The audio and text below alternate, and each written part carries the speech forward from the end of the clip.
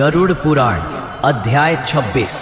मोक्ष कैसे मिलता है, आत्मा को किस स्थिति में मिलती है मुक्ति और वह किसे मिलती है।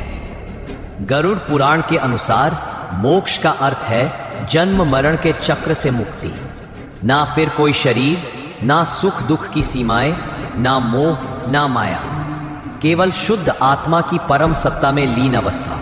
यत्र न गच्छति पुनः देहम, वही है मोक्ष, जहां आत्मा कभी वापस लौटती ही नहीं। जब आत्मा मृत्यु के बाद यमलोक से गुजरती है तो उसके समस्त कर्मों का लेखा जोखा चित्रगुप्त द्वारा रखा जाता है।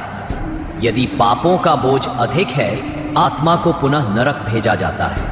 यदि पुण्य अधिक है, स्वर्ग में थोड़ी विश्रांति मिलती है। लेकिन अगर आत्मा पूर्ण वैराग्य, भक्ति और विवेक के साथ जीवन जिए तो उसे मिलती है मुक्ति। न हर कोई मोक्ष का अधिकारी बनता है।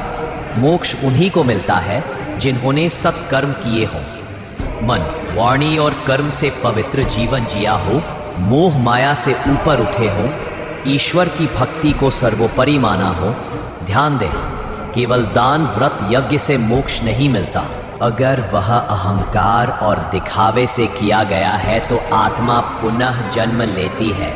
भक्ति बिना मोक्ष असंभव है। गरुड़ पुराण कहता है, जो व्यक्ति अंतिम समय में नारायण का स्मरण करता है, उसकी आत्मा बिना रुकावट के भगवान के धाम को प्राप्त करती है। जो मृत्यु के समय तक भी लोभ, मोह, क्रोध में डूबा हो, उसकी आत्मा अनेक योनियों में भटकती है।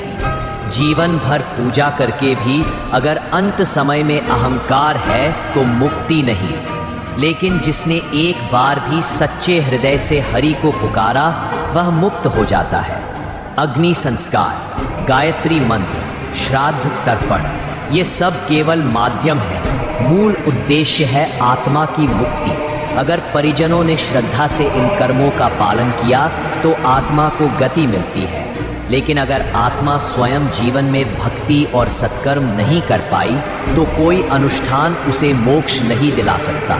गरुड़ पुराण चेतावनी देता है, ये आत्माएं कभी मोक्ष नहीं पाती। हिंसा करने वाले, अत्यधिक वासना में डूबे हुए, माता पिता का अनादर करने वाले, धर्म को अपमानित करने वाले, पाखंडी, झूठे और छल करने वाले। अब सबसे महत्वपूर्ण प्रश्न, आत्मा को मोक्ष कैसे प्राप्त होता है।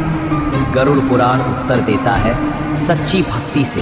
यदि आत्मा भगवान के चरणों में समर्पित हो जाए, ज्ञान से जिसने आत्मा समझ लिया, देह नहीं, वैराग्य से जिसने जीवन के मोहजाल को काट फेंका, कर्म शुद्धि से जिसने हर कार्य में दूसरों का कल्याण चाहा। गरुड़ पुराण का वर्णन अद्भुत है।